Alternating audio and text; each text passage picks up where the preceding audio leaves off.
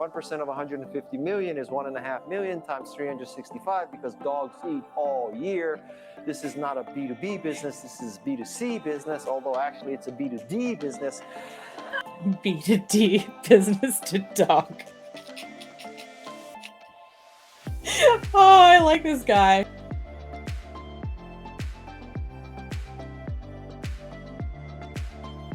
Hey everyone, welcome to Nicole Reacts, where I, Nicole, react to online marketing guru trainings that I find on the internet. My qualifications for snark and commentary are that I've owned a marketing company for the last almost 15 years. In that time, having worked with hundreds of clients on creating marketing strategies, implementing them, doing some technical tasks related to them. So I feel like I have a fair bit of knowledge on internet marketing, search engine optimization, and related topics. So today's person is Guy Kawasaki, which I feel like is a super familiar name. And for just 1 second, I knew it wasn't the same guy, but I had to look up, the person who wrote Rich Dad, Poor Dad is Robert Kiyosaki. This is Guy Kawasaki. Two different people, both end in ski. I get it. My last name rhymes with Milet, and I am the furthest thing from Ed Milet that you can get. So all I knew about Guy Kawasaki before this video was that he was affiliated with Apple. Like, that's all I kind of knew about him. And it turns out that he got a job at Apple in 1983, I should say, which is kind of ground level, I think. And he was their chief evangelist for 4 years. So that's somebody who tries to get a large group of people to adopt technology. So maybe he's part of the reason why Apple's so popular today. I know they made him an Apple Fellow in 1995. Yeah. And maybe that was in recognition for his work that he did as their brand ambassador. But even after he left, after 4 years, he went on to, in 1987, to work at ACIUS, which is a French-based company with a US-based subsidiary that publishes Apple database system software, or at the time did. And he ended up leaving them in 1989 to further his writing and speaking career. Now, I sort of remember hearing about this guy, or I don't know, the name sounds familiar. He was writing for magazines at the time. He was a professional speaker. Around this time, he also founded his own software company, which created an email software that was eventually bought by Clarius. So, it seems like he has kind of been in the sort of technology marketing landscape for a while. So, as I mentioned, he became an Apple Fellow in 1995, and he started a venture capital firm in 1998, where he invested in technologies like Pandora, Tripwire, Motley Fool.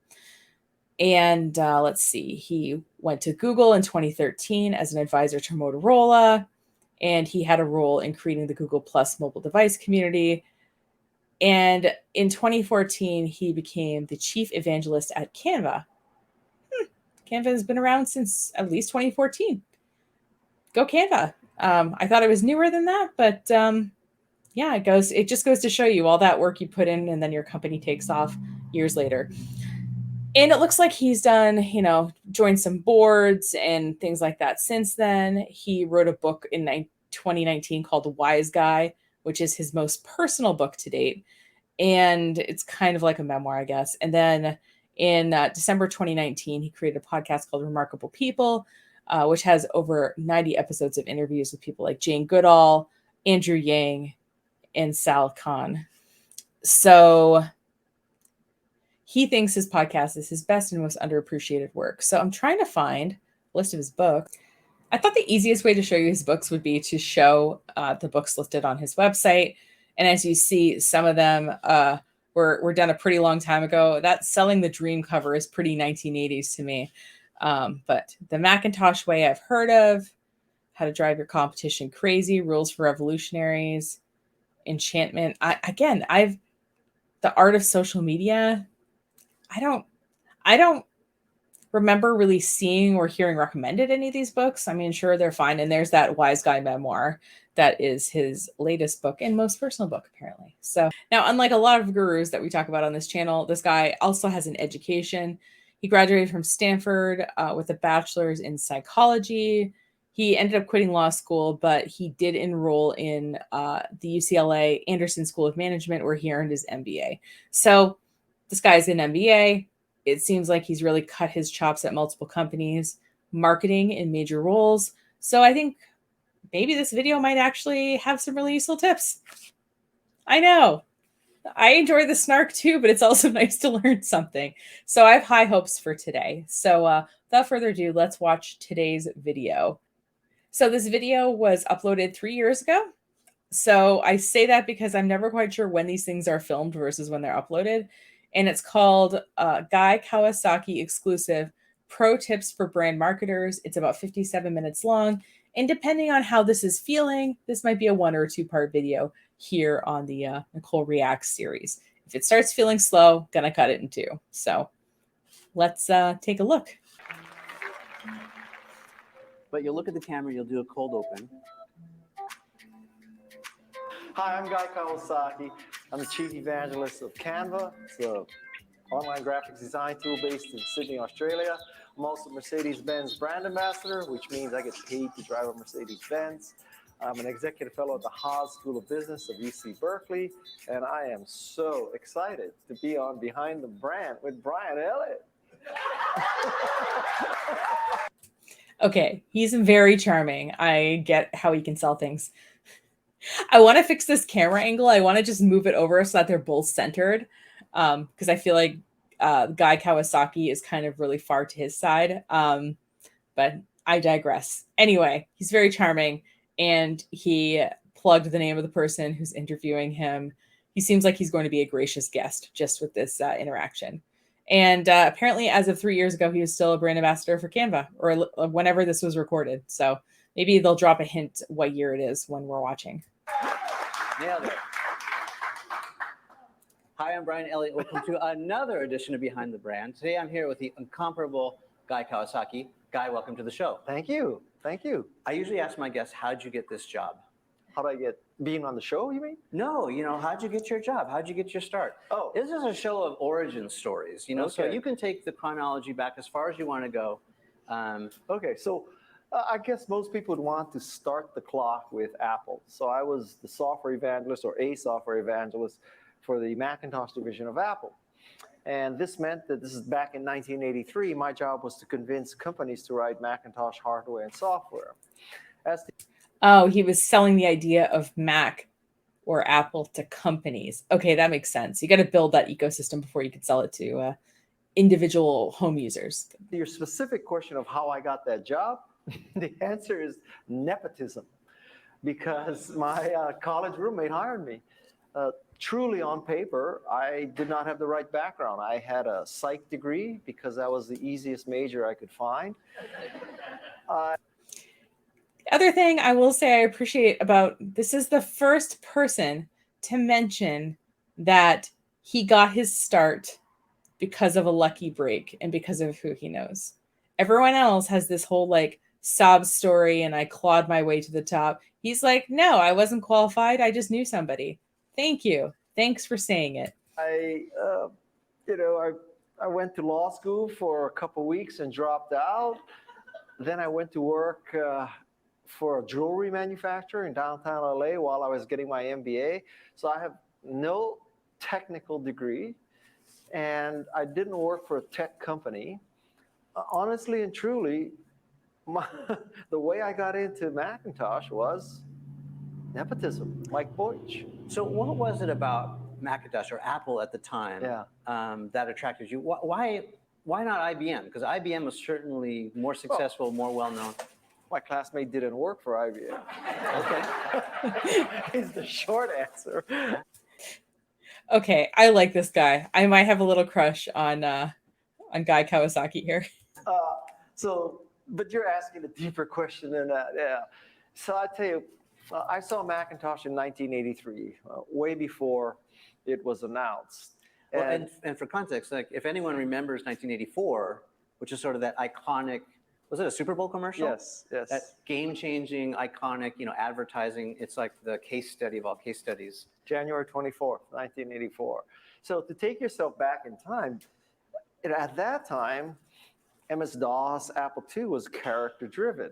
And if you wanted to move the cursor around, you use cursor keys. And if you wanted to make graphics, you use X's and O's. And So to be in that character-based 24 by 80 world, and then you see Mac paint, and you grab a paintbrush, or you grab a rectangle and you fill it with whatever, and then you boot Mac right and you integrate text and graphics and multiple fonts and everything, WYSIWYG display to WYSIWYG printing. So in case you're wondering, WYSIWYG is an acronym for what you see is what you get. I'll put the letters on the screen as I'm saying it so you see what I mean. So if someone refers to a WYSIWYG editor, it means that it's that idea of sort of dragging and dropping, that you see what the thing looks like on your screen, and when you publish it online, it's going to look the same. It was a religious experience. I mean, I'm not sure why every time I record a video, my neighbors decide to mow a lawn, but anyway. To go from character-based to GUI was a miracle. And as soon as I saw it, it was, the clouds parted, the angels started to sing. It was a religious experience. Well, I'm curious because if I'm connecting dots, you're still doing the same thing with Canva. Well, yes. So evangelism comes. I was thinking the same thing. I was thinking, wow, this guy started right from X's and O's and Atari graphics, and now we have this web-based tool that, while it is in Photoshop, it can do a lot of things that Photoshop can do. So the question I have is so what was it that attracted you? Was it are you an artist at heart? You love? Okay, they fixed the camera angle. I don't know when that happened, but I just noticed it. Now they're centered. Art, or is it the user interface or the WYSIWYG? Like how easy it is. Basically. Also, that hum that you hear, that's on their end. Yeah. Leveling the playing field for all people who didn't code. Well, what was it? It's like pornography. It's hard to define, but you know it when you see it. Clarence Thomas said that. So I like cool stuff, and Macintosh was extremely cool. Evangelism comes from a Greek word meaning bringing the good news. So what an evangelist does is bring the good news. I brought the good news of Macintosh, that it would make people more creative and productive. That was at the beginning of my career. And now, 30-something years later, I'm at the end of my career, and I'm bringing the good news of Canva. And just as Macintosh democratized computing so that more people could use computers, Canva has democratized graphics so that any one of you can make beautiful graphics. Yeah. And I like to tell people that you can make beautiful graphics in Canva in the time that it would take you to boot Photoshop. And so... Yeah, Photoshop takes forever to load, in case you've never opened it. Well, that's the bookends of my career. And, I want to be remembered as someone who empowered people. So I empowered people with Macintosh, with Canva, with my writing and my speaking and my video interviews. That's how... And your books. You wrote books. How I want to go. It seems like you have a passion for teaching, because those are the same skill sets that are required to be a teacher. Well, I am not a teacher. I think teaching is the purest form of evangelism, because teachers do not do it for the money at all, right? And one of the pathetic things about this country is that arguably teachers are working with the most precious resource we have, but they're the least paid. It makes no sense. So because it's done by women, Guy. Why do we pay partners at Goldman Sachs $5 million a year, and we pay teachers $50,000, and those $50,000 they're using that to buy supplies for their school? It's totally ass backwards. Yeah. Yep. Preach. Let me go down any more deeper down that rat hole. But anyway, so the reason why I'm not a teacher is I don't have good bedside manner. I don't have the patience. And one realization I came to that I wrote about in the book is that as you look back over your life, I think that the toughest bosses and the toughest teachers are the ones that added the most value. So, are you talking about Steve Jobs? I'm talking about Steve Jobs and a teacher of English in high school. Also, I think he likes the money, of being a technology evangelist. He's going to make way more money doing that. But I do think, I come from a teaching background, and I do think that marketing and teaching are pretty related. And the skills that I learned in learning to be a teacher, I end up using in marketing.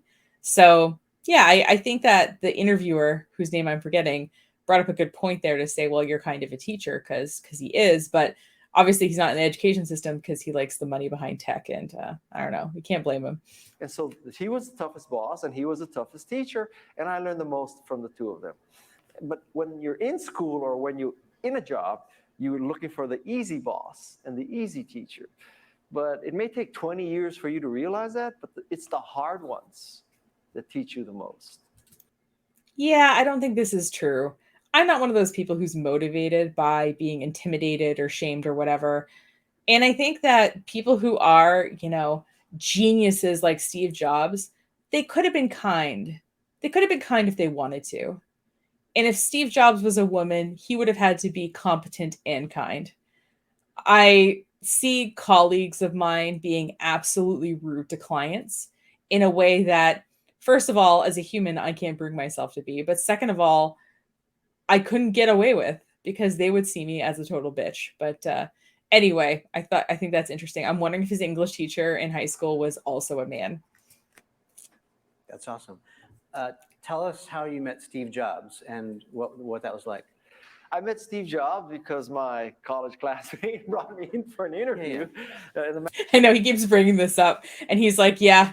And I like that he's laughing about it. Macintosh division, I came up to interview for one job working with the Apple University Consortium. So it was to convince universities to use Macintosh.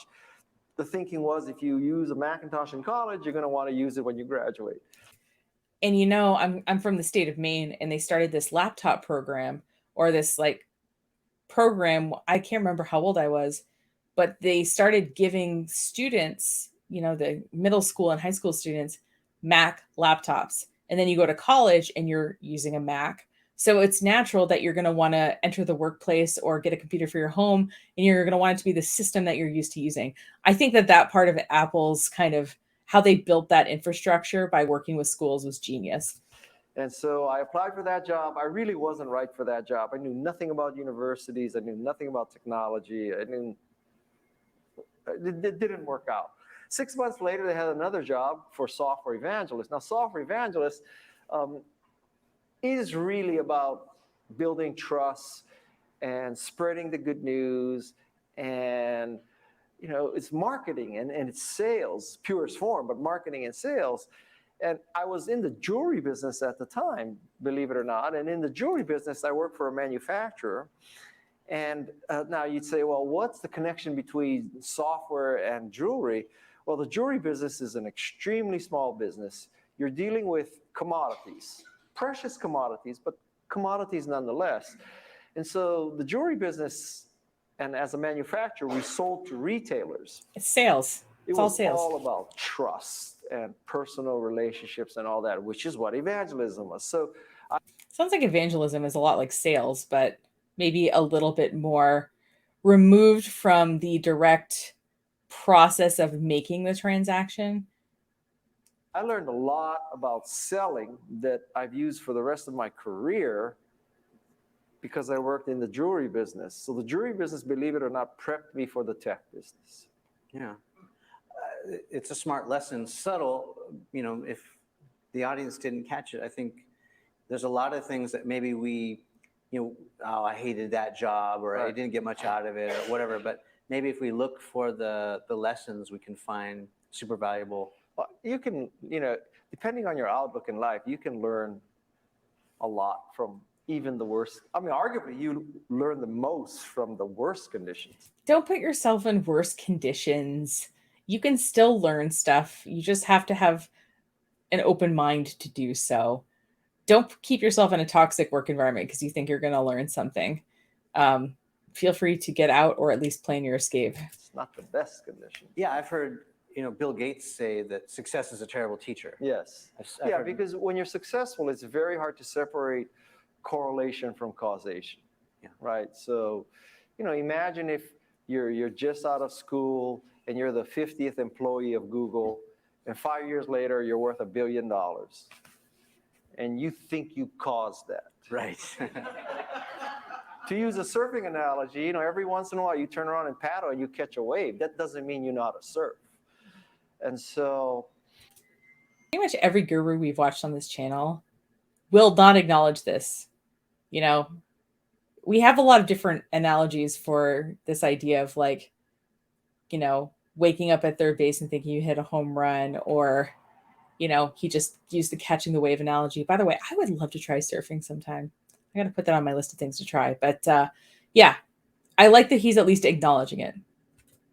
And so, on the other hand, if you went to work for a company that failed, at least you see the arrogance, the stupidity. I would make the case that this is an extreme example, but if you went to work for Google versus you went to work for Theranos, you would learn more from having worked at Theranos, because you would learn how stupid and arrogant and gullible. You'd learn a lot from Theranos, believe me.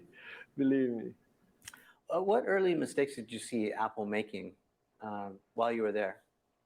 Oh, right. It was the Elizabeth Holmes company. I always forget the name of the company that she founded that was completely made up.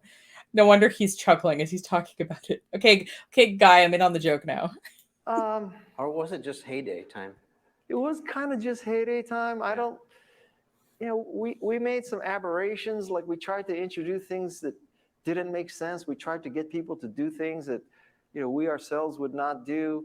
I think that's still true of Apple today. Like what? We're going to really go down rat holes. Okay. So,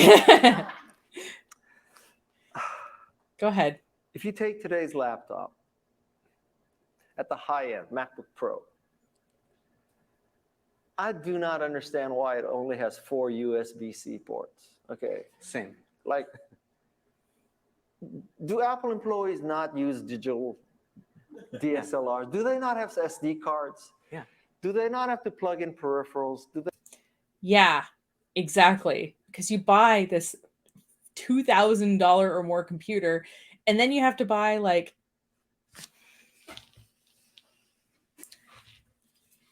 yes, because nothing pisses me off more than buying a $2,000 computer and having to carry this thing around with me so I can plug things in.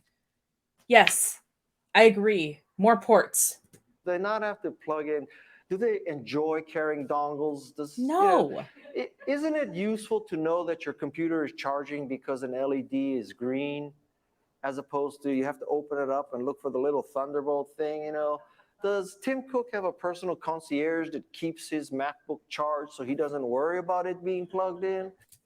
I will say I bought my first new computer this year. That I've never had a brand new computer before.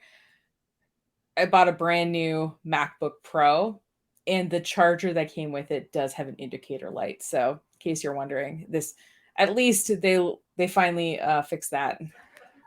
I just don't understand that. And so there's stuff like that. Like, yeah, I'd like to be in the meeting where he says, let's take the LED out of the mag charger, right? Because, like, I don't know. I literally, like, what went through their brain? What did they say, oh, I don't like that shade of green LED. It doesn't match the dark gray metallic of the MacBook. So we take that LED out. Yeah. Well, it's probably a minimalist approach, right? So they're probably, what can we cut and sacrifice? Okay, then make the light like a very light color. You don't have to make it green. You can make it like, I don't know, some kind of soft yellow or something. To make this thing look like art instead of be utilitarian. So that's my take. So I didn't put this in the book because I just experienced it. So, so one day I take a picture of like a 2012 MacBook Pro, and I post it on LinkedIn. I say, do you remember the day when there were like 3 USB ports? There was a LED in your charger. You could tell when it's charging. There's an SD card reader, and you could just plug an HDMI cable into your computer. Also, the new one has an HDMI port I do like that as well. It's so handy because now when I go present, I know that every projector or screen has an HDMI cable coming out of it that I can plug directly into my computer. And I don't need to bring one of these for that to work. You didn't have to carry any stinking dongles. Do you remember those days? And there are many people who commented, oh, I use a 2012, 13, 14, 15 MacBook Pro, and I'm so happy. And I said, this cannot be true. How can this possibly be true? These people are using 4 or 5-year-old computers. How can, and they're in, video editing and all that. So I wonder what they cut there. I had a 2013 MacBook Pro, and I found a charger, and I booted it, and I installed Mojave, and to my utter amazement, it worked. Then I started adding Lightroom and Office, and it all started to work. I said, holy shit, it does work. And then I thought, so then, Road and Track had an article about this company. You're going to see how warped my mind is.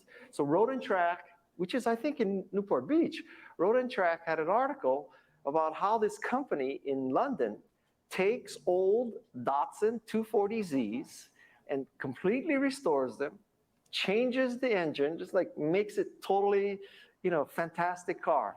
I said, why don't I do that to an old MacBook Pro?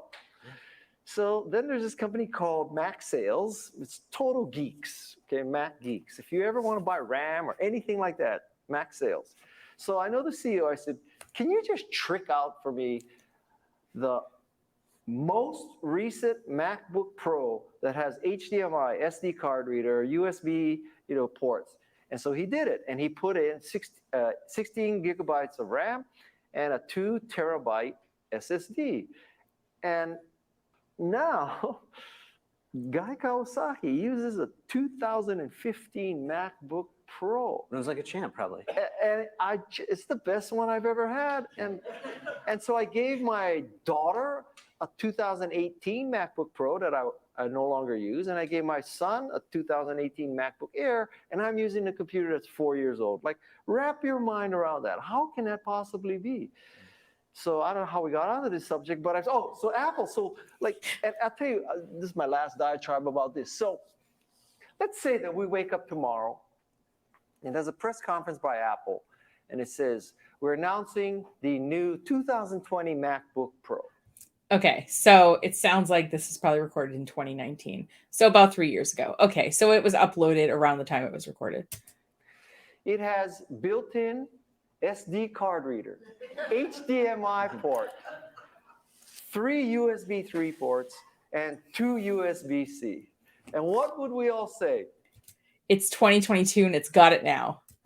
Freaking hallelujah, man. That is just a perfect computer. My God. Take my money. Take my money. Here's $5,000. Just leave me enough to eat, right? I don't. So that's part of the reason I avoided replacing the computer I had before this, because I didn't see how the replacement was any better than what I had. But when this came out, my boyfriend was like, hey, it's got the ports, it's got the HDMI, there is an SD card reader. I just checked. I was like, I think there's an SD card reader. There is. So it has all the things that it should have. Maybe I can thank Guy Kawasaki for helping make that happen with this video. A guy can dream. You can dream, right? So meanwhile, just go to Mac Sales and buy a 2015 tricked out MacBook Pro for $2,000, save $1,000, not have to carry any stinking dongles. I still need a dongle, even with those ports, because I have a separate camera, I have a separate microphone, I have a separate keyboard. Because I use my laptop as a second monitor, or in some cases a third monitor. So it hooks up to a larger desktop screen, so I can be ergonomic. Yeah, so I am still using an extender for that, but it's only because I do more AV stuff now. And your computer is charging. What a concept. Can we go back to I like that he's a little sassy. your heritage a little bit? Can we go back to your heritage? Because I'm a little bit curious. I read in the book a little bit about, talk about your namesake. Guy Lombardo? Yeah. And talk about your parents. What did your dad do? What did your mom do? Okay. So I'm third generation Japanese American from Hawaii. my grandparents came over to basically pick sugarcane. So pick sugarcane in Hawaii. That's what you did if you immigrated from Japan to Hawaii. So we can just go down a slight rat hole right now. So when I read about these proposals that, we're going to have immigration, but you have to qualify to be an immigrant. So basically, if you have a PhD in computer science and you're from Norway, you qualify as an immigrant, right? And if you're just coming here to pick sugarcane or pick fruit, you're not welcome. I paused this video because I was going to rant about immigration, but I'm not. I will just say that I think our country's immigration policies are a little bit messed up. I agree with Guy here. By that test, my family would still be in Japan. Actually, we'd probably be dead because I'm from Hiroshima, so I'd be a cloud of dust. But that's a different discussion. And so they came over. Okay, a little dark, but I can sort of appreciate it. And my father never went beyond high school. I'm the first generation college. And my father was a real estate broker, a fireman, and a big band musician. And so he knew Guy and Carmen Lombardo out of Canada. And so they named me Guy after Guy Lombardo.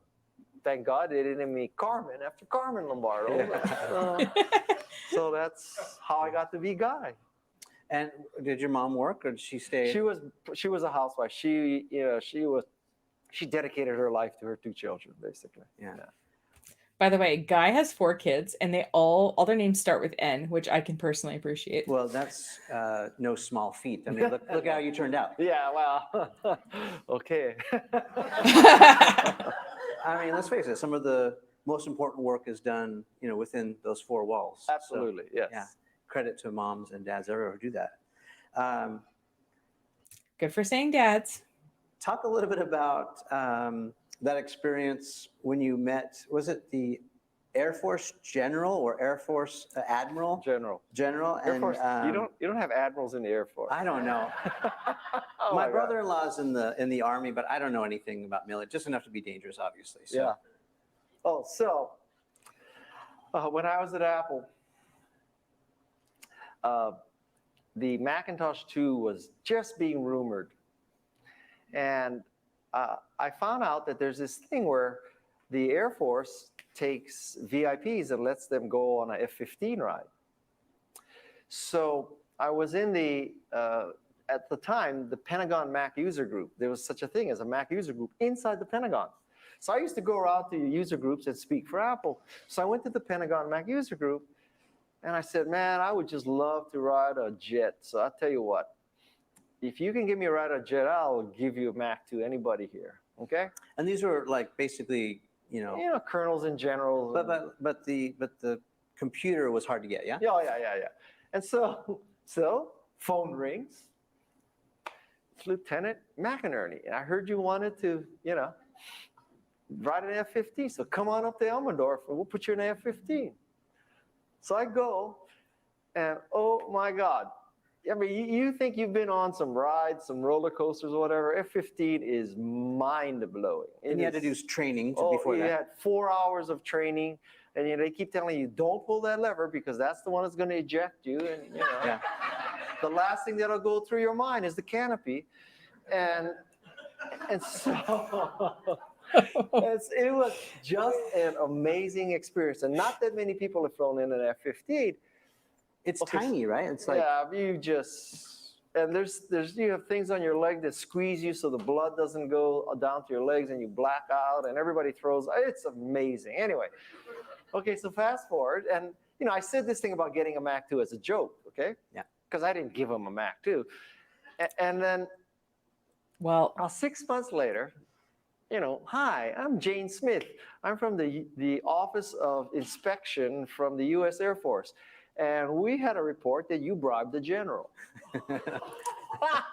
So someplace in the FBI records or something, there's a case where I bribed the general to give me a ride in a double agent Guy Kawasaki. Yeah. Who knew? But I explained the situation, and I haven't been arrested yet. I'm sure you enchanted her or him. So there must be some freedom of information I can get that file, but the military seems busy with other things right now, like fighting terrorists at the wall. So I will say that even like if you've never heard of a user group, I hadn't either. My friend Matt's the one who got me into the Down East Mac users group. dmug.org was the website. I'm not sure if there's still a website there now, but I think there is still technically a listserv.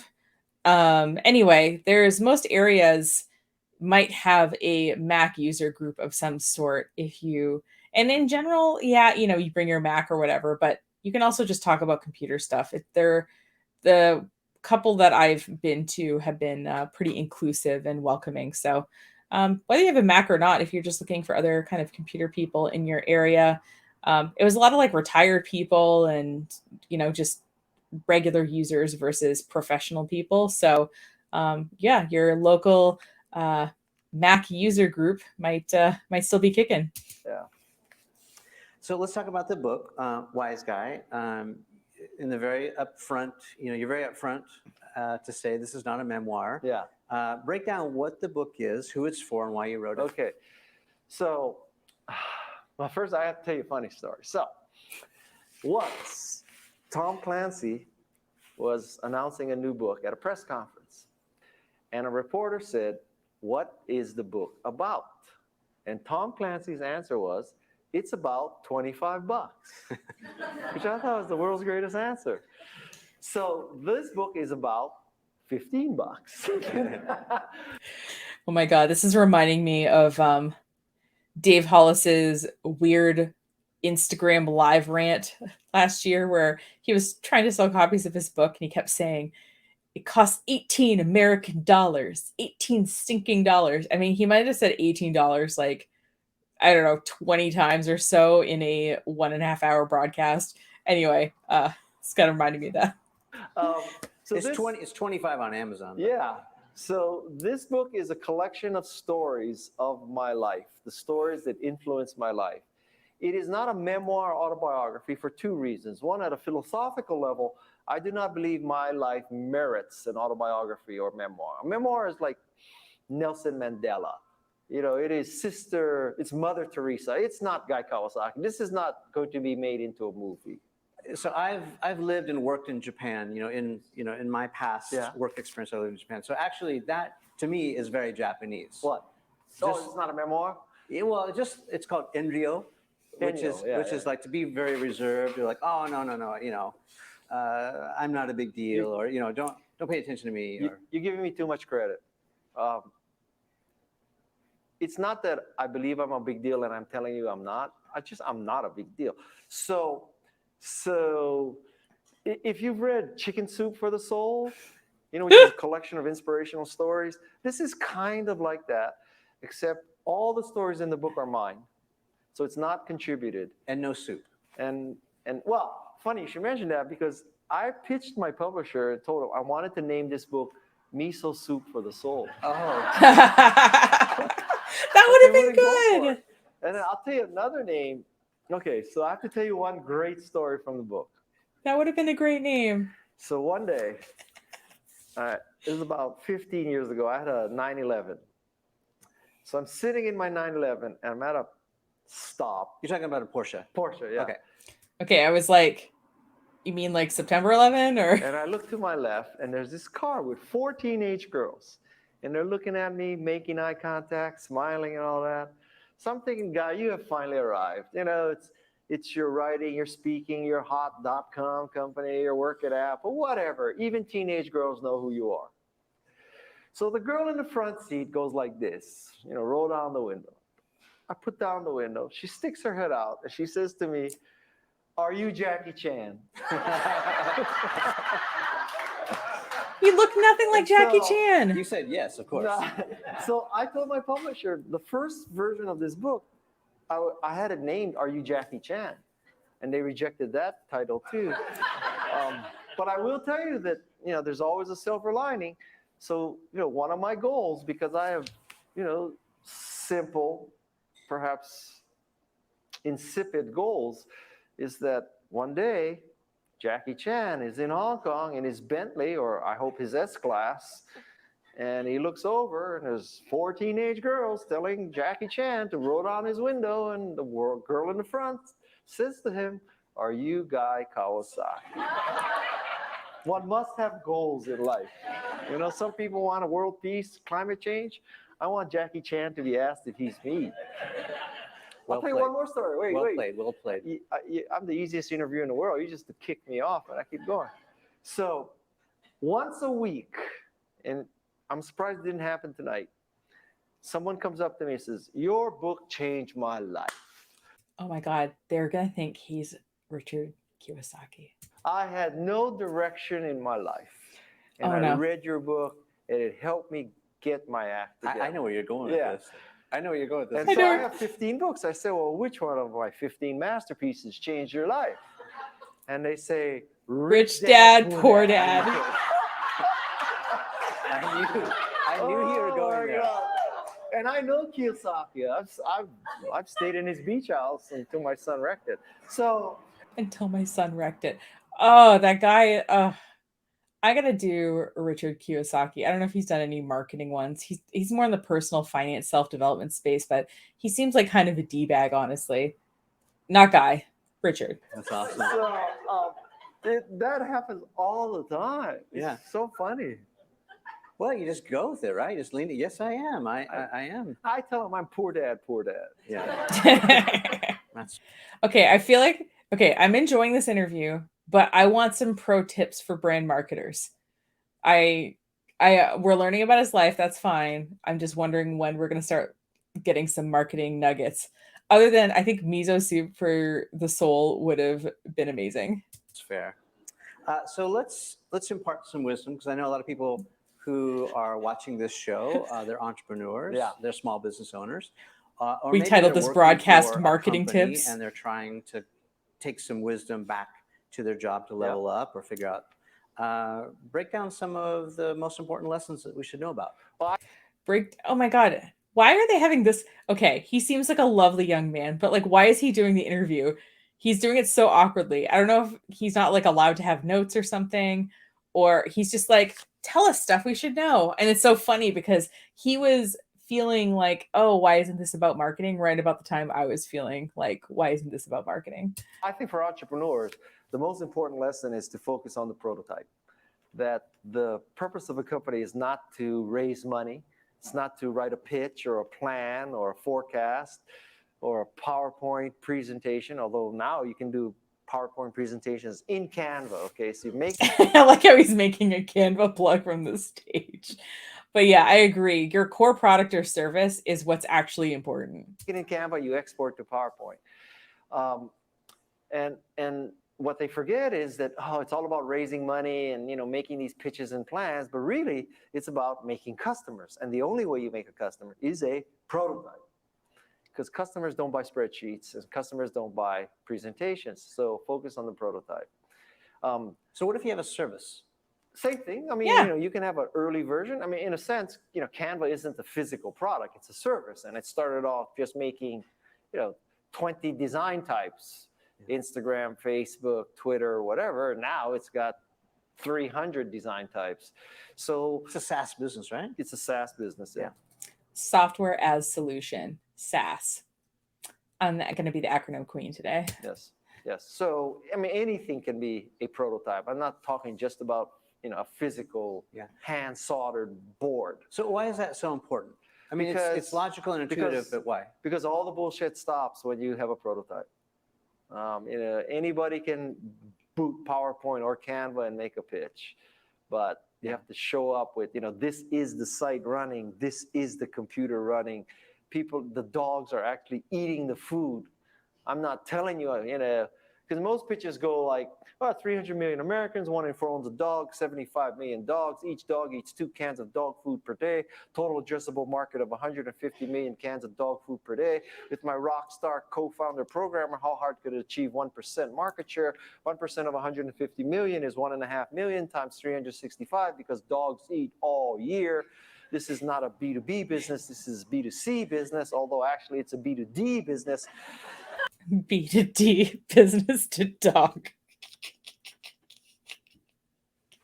Oh, I like this guy. And so He's you charming. take 1.5 million and multiply by 365, it's 600 million cans of dog food per year, worst case. B to D business. Let that sink in for a second. I love that. I'm going to use that again. Feel free. That was good. So, yeah, and I would second that. So in my business, because I make videos, Yeah. sometimes, we'll have a story or we'll tell, kind of, create the scene. Yeah. And a lot of people are like, yeah, I don't get it. And so, you have to create either a storyboard, which they can see and feel, or you have to actually create a comp. So I totally second that. Or you have to use a metaphor, right? It's like Star Wars meets Driving Miss Daisy. But you'd be surprised. Star Wars meets Driving Miss Daisy. What?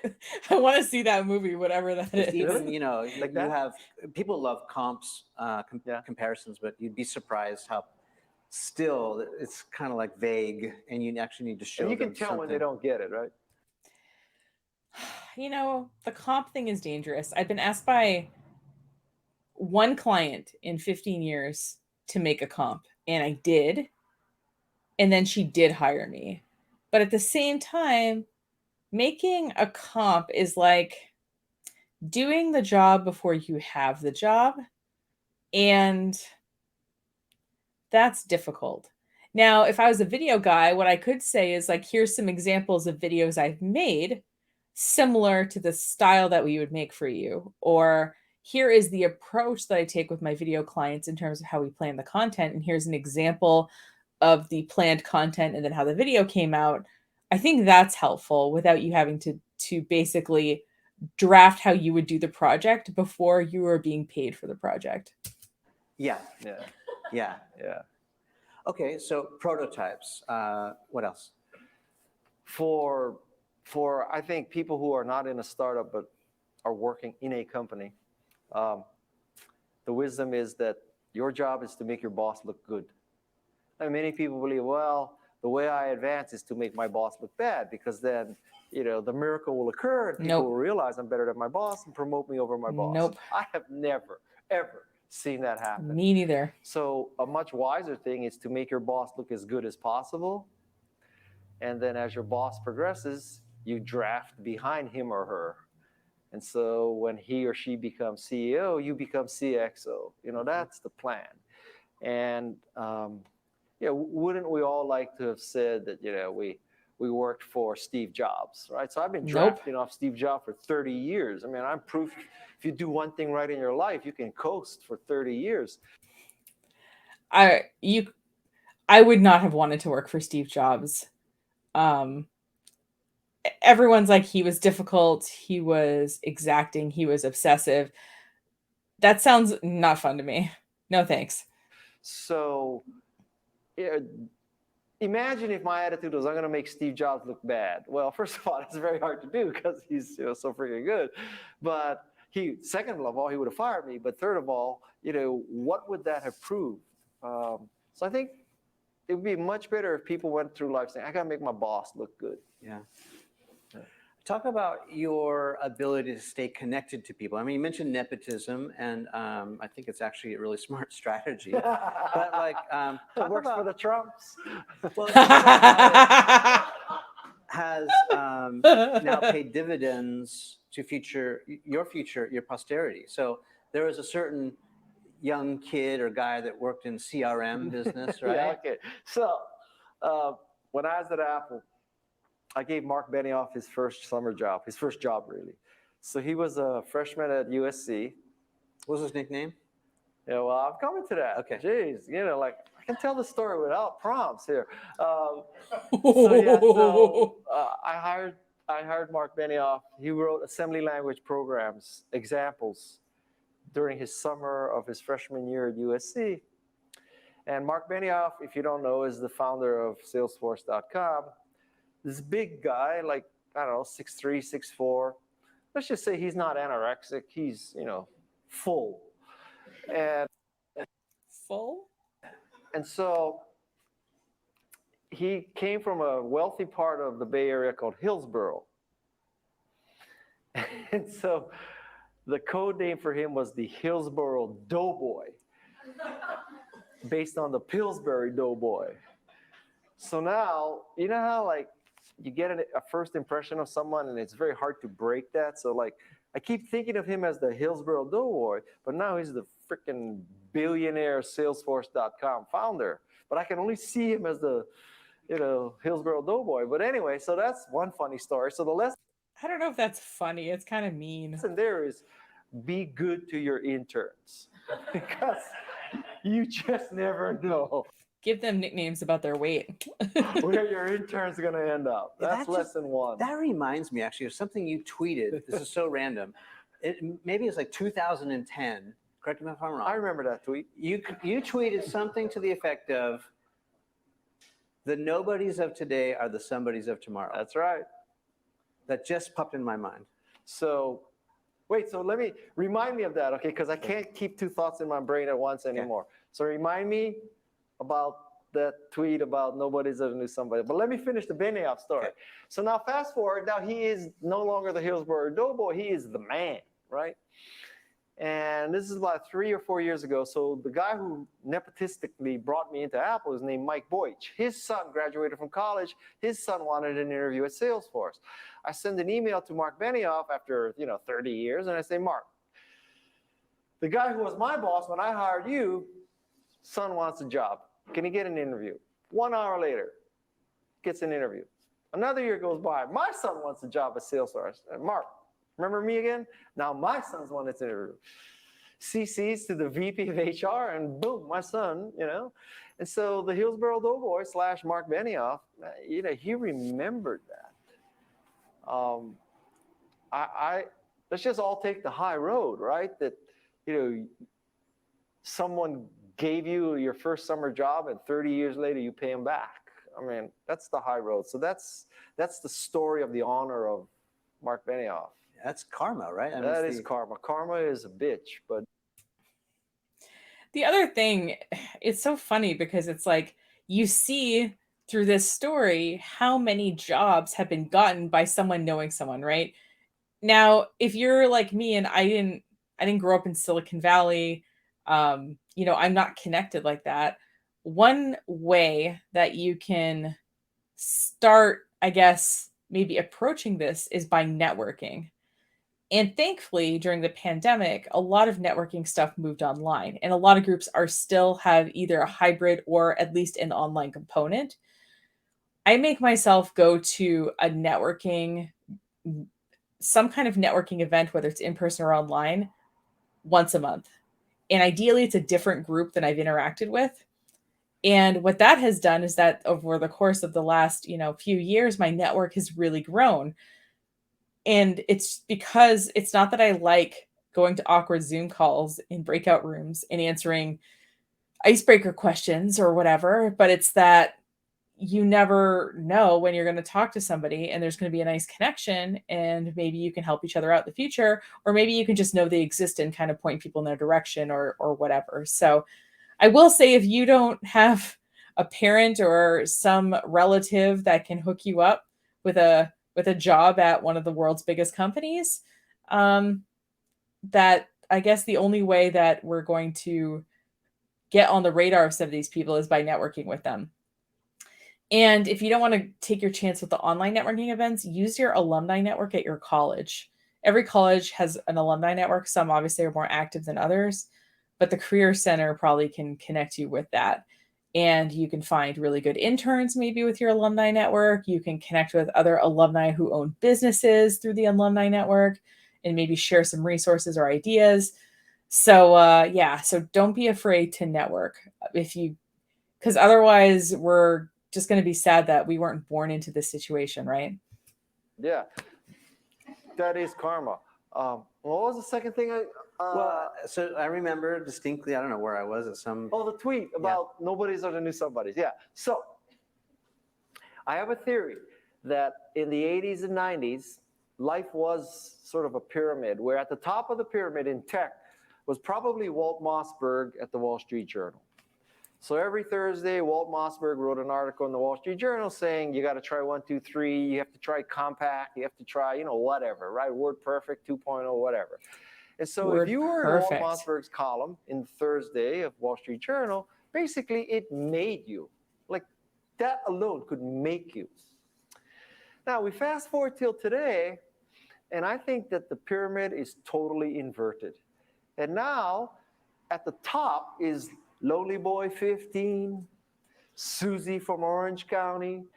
And, Lonely Boy 15 is still living with his mom. And he has 15 followers, not 15 million. He doesn't have the Wall Street Journal platform, but he's the opinion leader for a small group of people. And, he tries TikTok and he gets 14 other people to try TikTok. And one day TikTok has 500 million downloads. It's not because Walt Mossberg said TikTok is the one. It's not because Walt Mossberg said Twitter is the one. It's because Lonely Boy 15 at South by Southwest fell in love with Twitter or TikTok. That has major ramifications on how you introduce a product. Now, I'm not saying if you get in the Wall Street Journal, you should turn that down. You take this interview, but you have to stop thinking that it's the old product introduction life cycle where the influencers tell the early adopters, who tell the middle adopters, who tell the late adopters, who tell Main Street. So the key is to get the Wall Street Journal, New York Times, Washington Post. I mean, another example for you would be books. So I'm so old. I remember that, one of the influences on what books I read was New York Times book review. Right? If the New York Times book review, I mean, first of all, I don't think I've bought a newspaper in years, okay? So it used to be that you cherished Sundays and you get the New York Times and there would be a book review section and it would say, read, I don't know, whatever. And so you would read that book because the New York Times said read that, right? So contrast that to today. So a book comes out, you check a few days later, it's 50 reviews, averaging 4.5 stars. You press on a button and you bought it, one click, right? And if you were to really examine who gave those 50 reviews, it's Lonely Boy 15, it's Susie from Orange County, it's, bookseller from Arkansas, it's whatever. It's not the New York Times, it's not Kirkus, it's not Publishers Weekly, it's not the Washington Post. But you just say, 4.5 stars, 50 people read it, good enough for me, buy. Well, that has major ramifications on an author that, it's not about sucking up to the New York Times book review because they only review, 52 books a year, whatever it is. Yeah, and also we also know the New York Times bestseller list is garbage because people can kind of buy their way to the top of it because they know how to game the system, right? So that's why, so part of it is that there isn't one or two pieces of media that control what we think about something. But the other part is that even these companies have in some ways eroded trust with their readers, their visitors, their followers, right? And so we do trust Debbie down the street who read the book because Debbie is not going to make any money off of recommending a book to me. So I trust her opinion that the book was good. It changed her life. I downloaded the last 3 books I've downloaded. 2 of them were from somebody that is a fellow member of my co-working space that she recommended. And one of them was from somebody I follow on Instagram recommending a book. That was the source of my last 3 book purchases there. And so that is a whole new way of approaching life. So let me ask a more practical question, diving deeper into that, which is then, all of us probably in some shape or form are trying to get more attention for our product or service. Sure.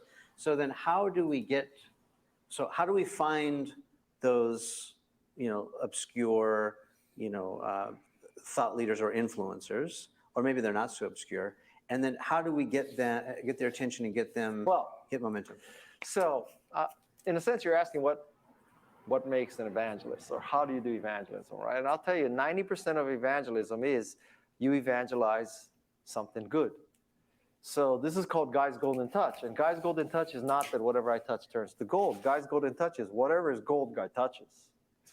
And so, the reason why I am so successful with Macintosh and Canva is not because of Guy. It's because Canva and Macintosh are so good. And so, that's the key, is to find, create, affiliate, whatever with something good, because it's easy to evangelize great stuff. It's hard to evangelize crap. Okay, so that's fair. So let's take it one step further, which is let's make the assumption that everyone in here makes something amazing. Okay. You just don't know it yet. Yeah. Or I don't know it yet. how do you get discovered? Because, there's a lot of things, including this show, for example. I mean, we started in about 2009, 2010. Yeah. And we've just been chugging along quietly sometimes when no one paid attention. Slow and steady wins the race. And here we are, 9 years later, and finally people are starting to pay attention. But it took a long time. So if I wanted to speed up that process, if I wanted to... So just as a FYI, I will look up what this show is and what its general trajectory is when this video is done. To get more attention sooner, how do I do that? Well, first of all, you have to have a good show, right? So let's make that assumption. Yeah, I had Guy Kawasaki in 2012. Right. He was awesome. Twice, yeah. So you have to have a good show. And then what I think has changed the world is social media. Yeah. That social media is God's gift to marketing. So I post it to my Instagram stories, and I share it on LinkedIn, I put it up on YouTube, and I tweet it out. And you suck up to other people. Yeah, so because so my observation is like, now is the best time ever to create something new. The corollary to that is there's also more people than ever creating new stuff. Also true. And so it's harder than ever to break through, especially, despite the fact that you have something amazing. Yes.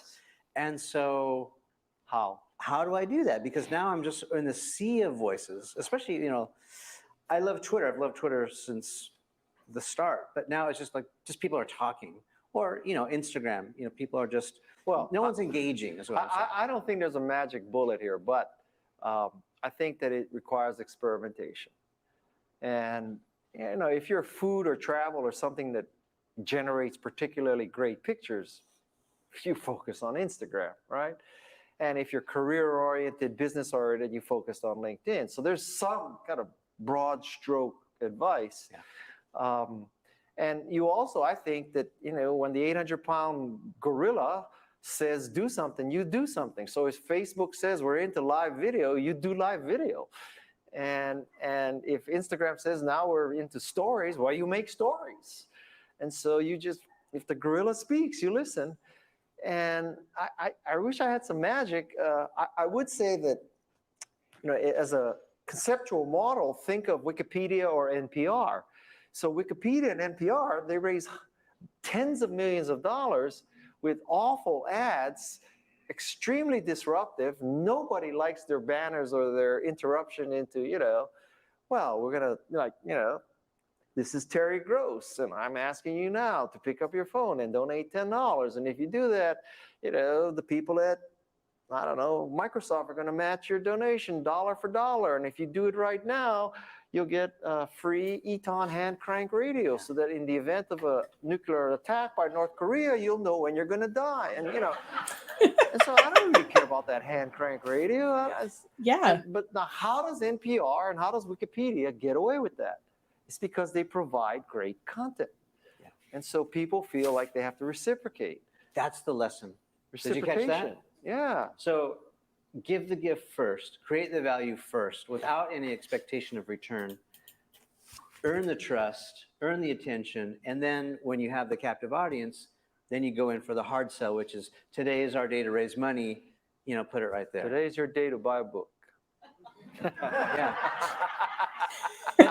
It's actually, tale as old as time, but it's a time-tested model that works.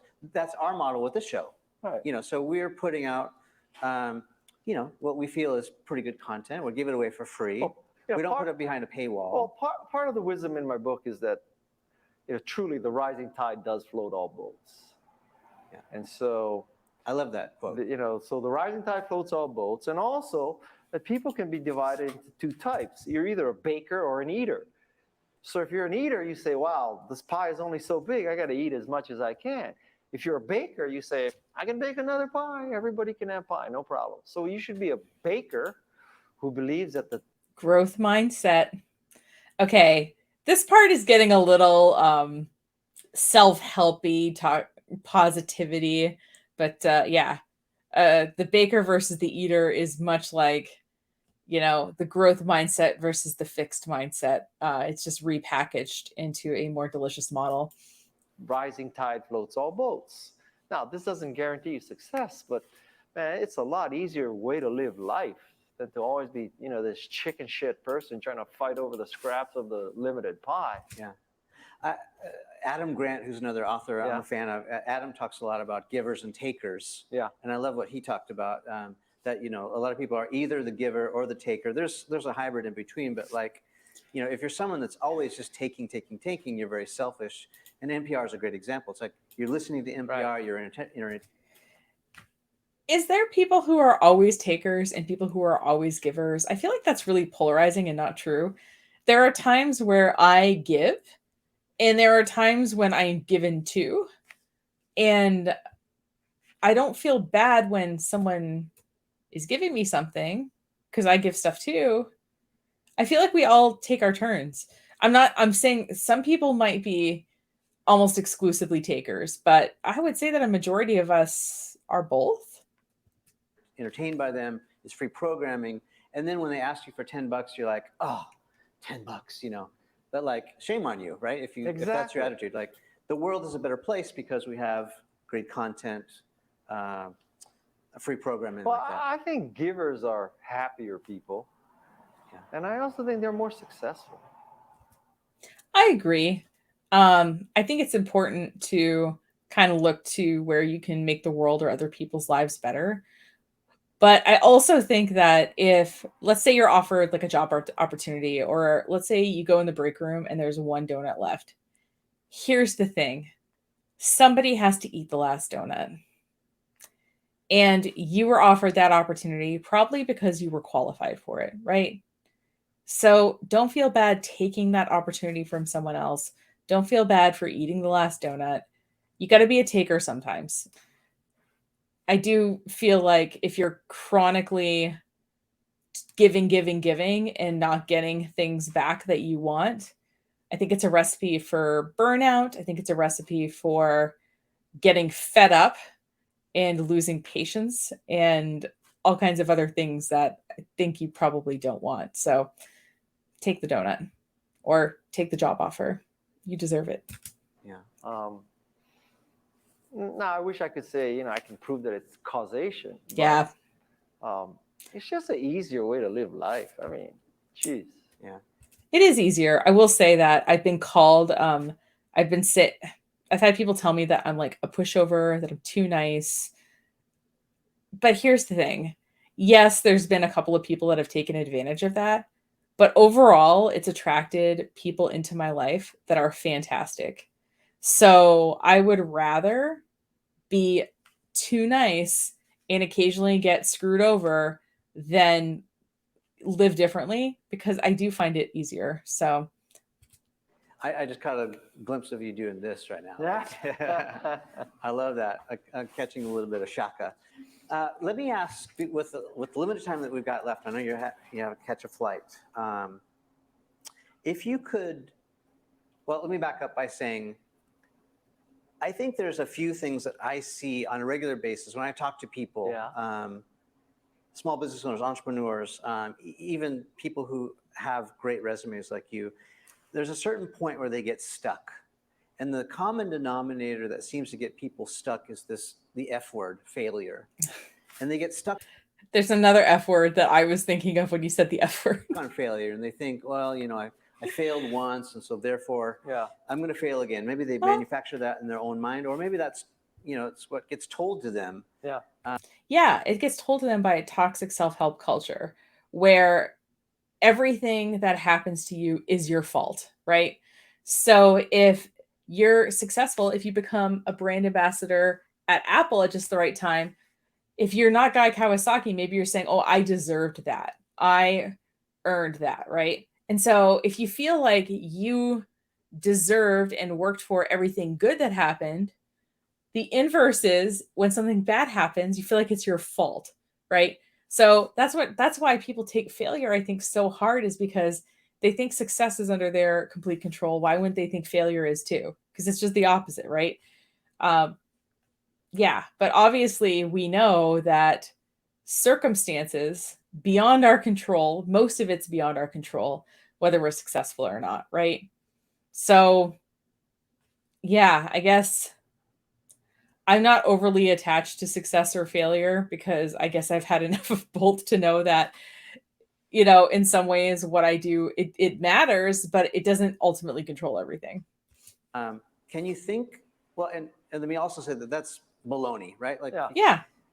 you have to have failure in order to get to the success. Well, you could make the case if you haven't failed, you haven't tried it hard enough, Mhm. right? You haven't taken enough risks. So with that, My ski coach used to say, if you're not falling, you're not learning.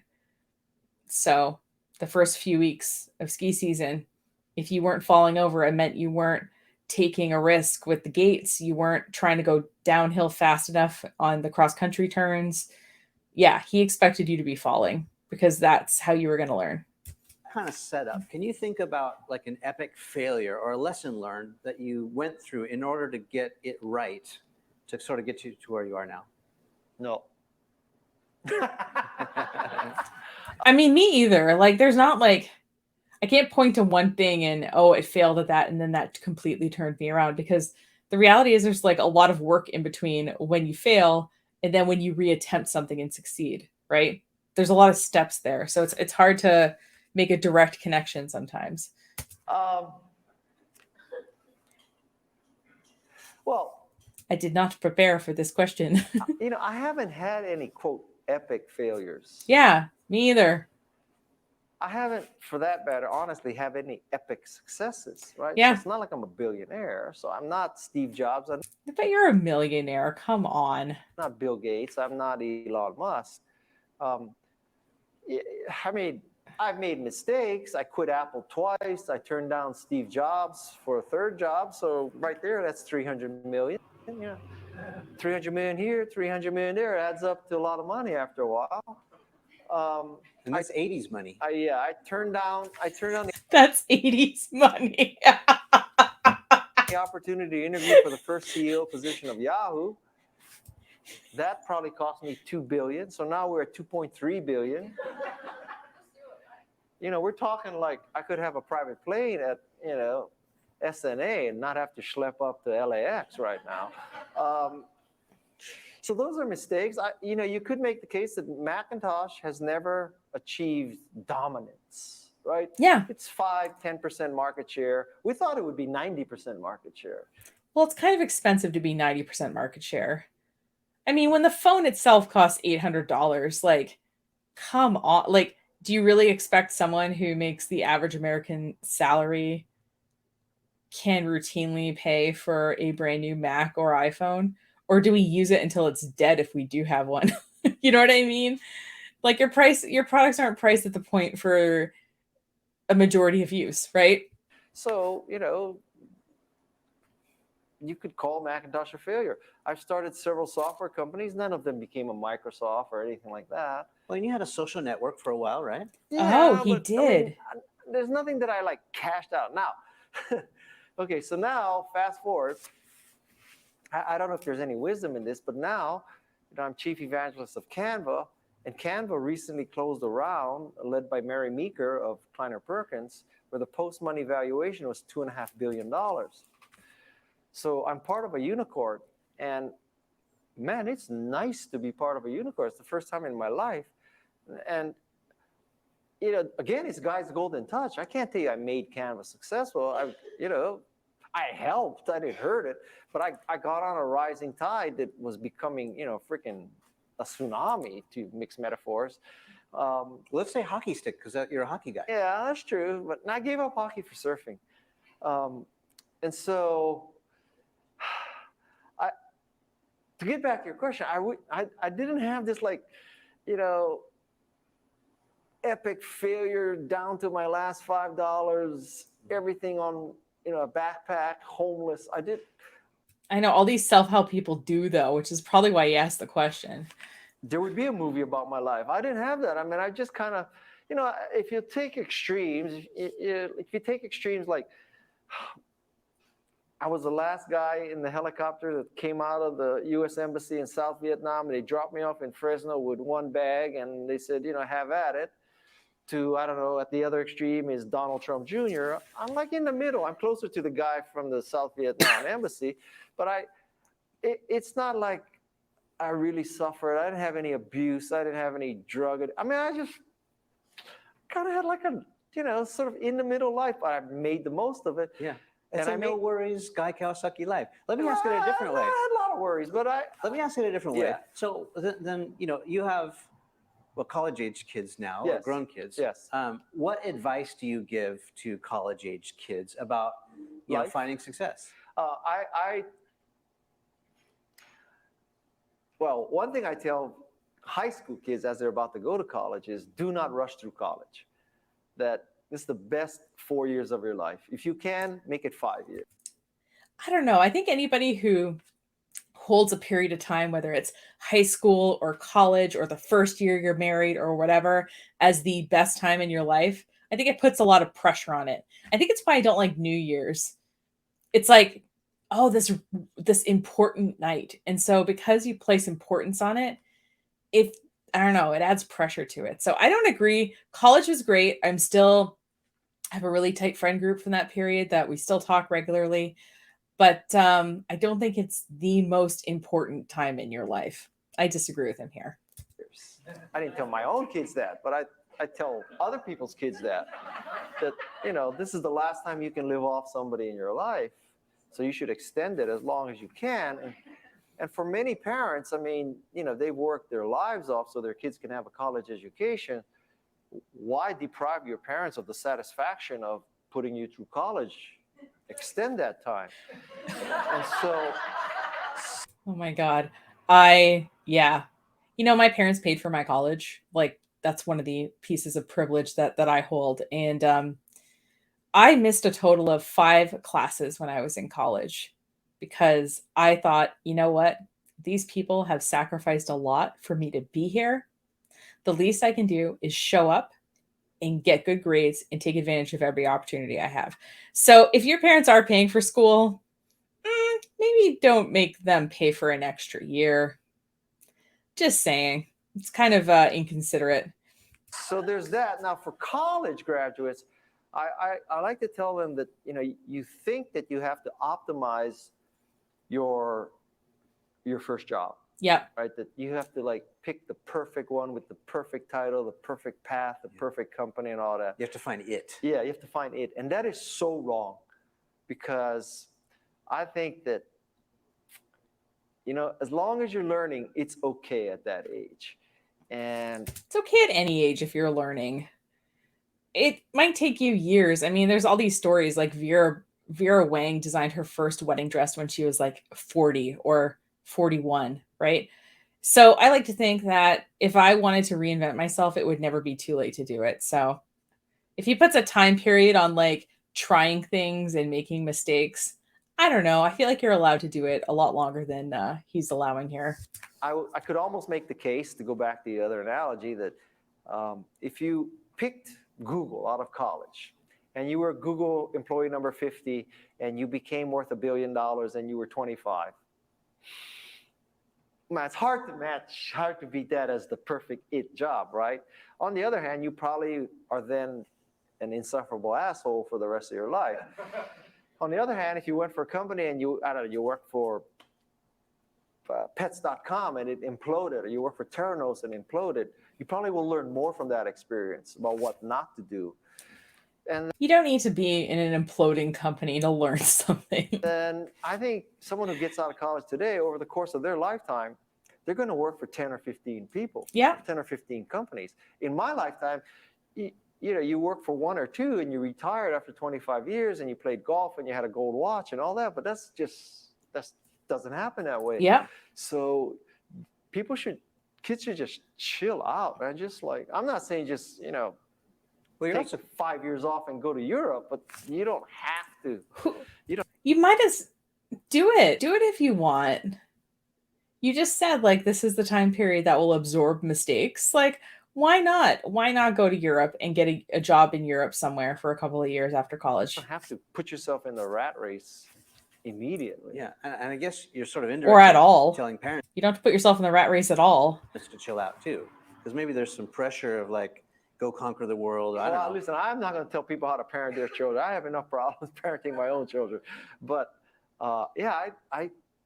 it's mostly, I meet a lot of type A kids who just, of course, they were taking violin at 2, calculus at 4, started a foundation at 6, and then they're trying to decide, well, should I go to Dartmouth or Stanford or Carnegie Mellon or Harvard, right? But those are the people who become doctors, lawyers, and dentists, right? And I read, I don't know if it's true, but Steve Jobs' high school GPA was 2.75. Some of my children, I think they're aspiring to be Steve Jobs, but anyway, but I mean, that doesn't mean okay. So I should purposely get 2.75. I'll be the next Steve Jobs. But I think it shows that there's different kinds of smarts. Mm-hmm. And I don't know. When's the last? Yeah, and college isn't necessarily for everybody either. I mean, I'm not saying that I don't see benefits to getting higher education, whether it's a bachelor's degree or beyond, but also there's other paths now that are even more accepted than they were when I got out of college 20 years ago. I mean, I was expected to go to college. Like, I think 90-something% of my high school class went on to some kind of learning after high school. I think now it just careers and jobs and stuff work differently. So yeah, I don't think you have to go to college necessarily. Last time you used calculus? Yeah, maybe about an hour ago. Okay. I mean, just me. Yeah. But is it using calculus or is it training yourself how to think and solve problems? Because with calculus, right, you have to go kind of step by step, right? And you have to sort of slowly narrow to the correct solution. That's what I remember. And you're figuring out, and it's so cool because you're figuring out the area under a curve, right? How do you do that? You take like infinitesimally small segments of that curve. That's so interesting. Anyway, just because you don't use it right away doesn't mean it wasn't worth learning. So, yeah, it reminds me of what I have one of these brains that can recall lessons. yeah. I love books for that reason. That's why I appreciate you writing on paper. Digital, of course, is great, but I love to hold a book in my hands. I think about Sir Ken Robinson's book called The Element. He talks about, I think it was Einstein's quote that says, there's a fish and there's a giraffe, and don't compare yourself. If you judge a fish on its ability to climb a tree, it will spend his life thinking it's stupid. I think that's the quote.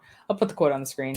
If you're the fish, don't compare yourself to the giraffe, because we do different things. Yeah. And so you have to find your element, fish to water, bird to air, and whatever that is, and you should double down on that and lean in hard. And that's kind of what you're saying. Yes, exactly. Guy wants this interview to be over. He's just like, yep, not going to elaborate at all. We also share some commonality. So you get kind of personal in the book too. You talk about your 2 adoptive children. Yeah. And maybe you don't know this about me, but I'm also adopted. Oh, yeah? Yeah. And so when I read that about you, I was impressed. And why? I just think, I would like to ask you why you decided to do that. Well, so you had two older boys. Biological. Yeah. There's 2 versions to this. The way I remember is that I guess we're not going to learn much more about marketing, but I am curious about this. we decided we wanted a girl. And if you had 2 boys biologically, statistically, 90% you're going to have another boy. So we said, well, the only way we can guarantee having a girl is adopt. That's how I remember it. My wife said that conversation never happened. So I don't know. So anyway, we got a girl. And then 2 years later, the same orphanage called us up and said, hey, the same people had a brother, you want him too? I said, why not? So that's why we have 2 siblings. Just like that. Just like I was in the airport. She said, well, our daughter's name is Noemi. Noemi has a brother. Should we adopt him? I said, why not? What the hell? I mean, some people, they go to Africa and they build churches and water tanks and all that. I adopt children. I mean, adoption is one of the most beautiful experiences in the world, I have to tell you. And I relate to a story in the book where I was at a dinner party with a friend, and we told him that we decided to adopt. And it's not like we posed it like we're thinking of adopting. What do you think? Okay, we said we're adopting a child, whatever, right? And this Done deal. And this schmuck says, well, adopted children have developmental problems, right? Like, what kind of asshole would say that? I mean, seriously, like, somebody told you they're adopting children, and what, you're going to say, oh, yeah, adopted children have more developmental problems. So who's going to talk me out of it? I was going to, like, what, pick up the phone and say, yeah, we're having second thoughts, like, Yeah. kid. It's an asshole thing to say. Yeah, I will say that there's a couple of times in my life I've had to roll out a controversial decision. I put that in quotes, but I just am fully committed to it. I'm like, yep, this is happening. And most people will be like, even if they don't agree with me, because of when you roll it out that way, they usually don't argue. So the fact that this guy continued on like, well, they have problems. I don't know. This is a pretty socially unaware person that guy was talking to, I think. There was a lesson there, which is when someone has decided to do something, just shut up. You don't have Mm-hmm. to express your honest opinion on everything. Yeah. There's a lesson there. But anyway, for me, I've met some men who say, do you feel the same about your adopted children as your biological children? And I have to tell you that my experience is that when the orphanage places that baby in your arms, it's the same. I mean, let's just be honest, okay? A man's contribution to the birth of a child is roughly 10 seconds. If you're not lying, okay? And so, the mom has to carry it and push it. I mean, let's say the mom does 99.9% of the work, right? A man just 5 seconds. And so it's not like you're bonding with your semen as it's leaving you. So, they place this child in your arms and like, okay, I mean, this is a beautiful thing. Adoption is truly a beautiful thing. Truly. I would make the case that adoption is better for the adopters than the adoptees. Because some people have this attitude like, oh, you did this two kids a favor. You took them from poverty in Guatemala and now they live in Atherton, California, most expensive zip code in the world. Like, you did them such a great favor. I don't look at it like that. I think they did me the favor. It's such joy they bring me. Yeah, that's a healthy attitude. Okay, I guess that's the end. All right, that just ended. A little awkward, but anyway, I wrote down that I was going to look up two things after this before we concluded.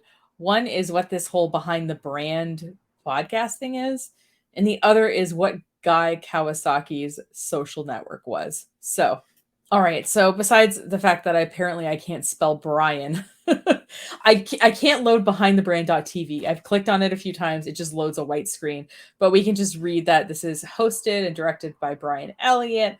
Watch the show, my byline on Inc. magazine. So, okay, he's a contributor to Inc. magazine and stuff like that. It also looks like he has a book called Behind the Brand, but mainly it's this sort of video podcast thing that is obviously across YouTube, Spotify, Apple Podcasts. Now, what I think is interesting is that this podcast has 103 episodes, but it seems like it is a show that was founded in 2008. Now, just to give you a reference, I started my company in 2008, and there were times that I published a daily blog, and then I moved it to 3 times a week, and now it's like twice a week. So I have over 1,800 blog posts. So 103 episodes seems like not a lot. So I'm just going to scroll. So we have some in July 2022. I'm just wondering. And then it goes from February of 2022 to October of 2021. And it looks, there we go. So there is some episodes in 2021. I'm just like, there must have been some breaks in here, right? I might skip the part where I'm infinite scrolling, but I'm trying to get to the beginning. Okay, so then there's another big gap between October 2019 and January 2020. So it looks like there's definitely some gaps in the publication schedule. He has 19 ratings on Apple Podcasts. I feel like that's relatively low. So when I tried to look deeper into Brian Elliott, I noticed that he shares a name with a Canadian hockey player. And I did see some reviews about somebody like, we need somebody like this in Canada. So it doesn't seem like this guy's Canadian. So I'm wondering if even one of his own podcast reviewers is mixing up this Brian Elliott with the hockey player Brian Elliott. But the other thing is, when you look at behind the brand, there's other podcasts with that name, including this one. And this clearly isn't him, right? So from what I can tell, the Behind the Brand podcast is released at regular intervals until it isn't. And then it gets back on track. So I don't know if there's seasons and there's breaks. That might be it. But yeah, it's interesting that being around since 2008, there's only 103 episodes. So anyway, now the other thing I want to look up is Guy Kawasaki's social network. Now, I tried to look up the social network that Guy Kawasaki started, and I don't know if it's the terms I'm using or whatever, but it keeps pulling up like social media tips articles and stuff that he's written on LinkedIn. I guess he's a pretty prolific publisher on LinkedIn. Maybe that's where I've seen his stuff. But the only thing that seemed like it might be it is a website called alltop.com. And this is what it looks like. Like, it looks sort of like a competitor of Reddit, maybe. I don't quite know, like, if maybe Reddit in a newspaper had a baby. I'm trying to, like,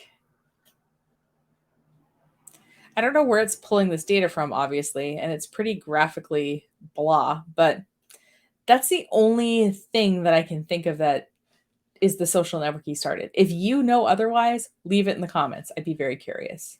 So what did we learn today? Well, I don't know. He's a good storyteller. He's very charming. I can see why he can sell things. But in terms of actual nuggets, here's the following ones I took notes on. Number 1, nepotism. It works. It's how he got his job at Apple and subsequent jobs. It's how he got his kids' jobs. So yeah, at least he says the quiet part out loud, which I can appreciate. Number 2, if you're going to develop a product or service, developing what it, like a sample, is the most important thing that you're going to do above fundraising, above selling it, because people can interact with a prototype and get excited about it in a way they can about a spreadsheet. Nobody's eventually become somebody's. I recommend not giving people nicknames based on their body types, but yeah, that intern you hire might go on to start a company and help you out someday. So treating everyone nice is important, minus the bad nicknames. There isn't a singular gatekeeper in any industry anymore. So getting people talking about it involves getting lots of people talking about it versus hoping you end up in the New York Times or the Wall Street Journal or something similar.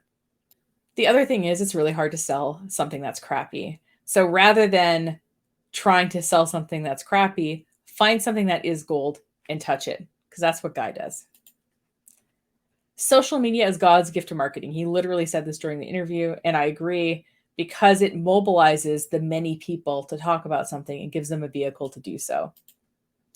If the gorilla speaks, you listen. So if Instagram says they're prioritizing short format videos, start making short format videos. You can't fight City Hall, right? I feel like this is a little interesting, but you know, you should always sort of be giving and have a giving nature, because you are going to be happier in life and likely more successful, even though Guy can't prove that. And obviously, in being a giving person, you're hoping someday it's reciprocated. But I don't know. That makes relationships feel transactional to me. So I kind of don't like that. And then, you know, always there's this sort of growth mindset thing, right? For all self-help people. A rising tide floats all boats. Be the baker of the pies rather than the eater of the pies, because you can always make more pies. Whatever metaphor you want to use, it's this idea of a growth mindset being important, which I agree with, but also, yeah, it seems like a little trite, I guess. Maybe it's because of all the self-help content I consume as part of this channel. And if someone decides on something, shut up. Now, he didn't say this about the marketing part of things, but I feel like as a marketing person, I have definitely followed this thing. So if I have a client who insists that they are going to take out some Yellow Page ads. They've already bought the Yellow Page ads and all that. I am not going to tell them, well, that was stupid, because it doesn't do anyone any good. The decision's already made. So if someone really wants to do something and they have said, I'm doing this, or I have done this, I'd be quiet. Anyway, so I think Guy Kawasaki, he's a thought leader. It seems like he enjoys his job and enjoys his life, and I enjoy listening to him speak. I haven't read his long form content, like his LinkedIn articles or his articles in traditional media or his books, but I don't know, maybe. I guess in marketing circles, I haven't heard anyone say, oh, this book by Guy Kawasaki is really good. Instead, it's more like, oh, Guy Kawasaki is a thought leader, versus referring to a specific piece of content. So take that with what it's worth. But that's all I got today. Thanks so much for watching. If you have any gurus you want me to react to, please feel free to leave it as a comment on this video. Or if you want to see more episodes, you can check out the Nicole Reacts playlist on the YouTube channel, or go on the blog and check out the Nicole Reacts category. I'd really appreciate it if you like these videos, if you subscribe to the channel. That helps me, and eventually, if I get to 1,000 subscribers, I can actually monetize, which would be fantastic. So thanks again. Appreciated spending time with you. Have a great rest of your day, and I will see you next week. Take care.